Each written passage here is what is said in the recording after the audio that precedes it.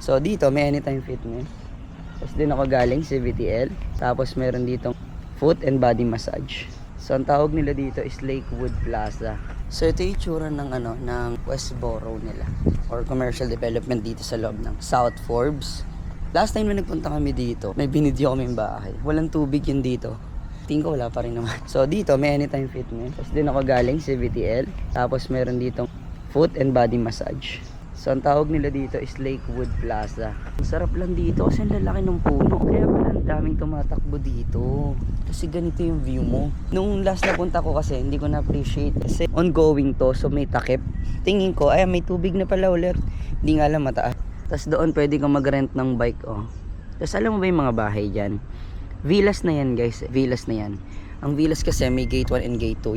Yung pagitan nun sa labas is commercial strip, which is eto yan mismo. Kung nasan tayo. So ito yung lalakaran mo. Ang ganda.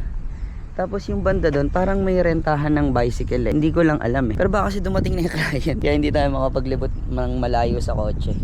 Pero ayan, ang ganda ng lakarin mo dito. Ang ganda ng tanawin mo. Imagine mo, naisingit pa nila to sa loob ng ng master plan development. Nakakatuwa.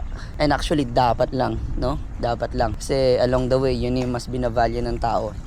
Open spaces. And yun nga, hindi nalalayo sa commercial. Pero, dapat may mga open spaces pa rin kagaya nito. So, ito, pinagsama nila. Commercial, and then open space. Lahat yan. Tapos ito yung lalakaran mo guys.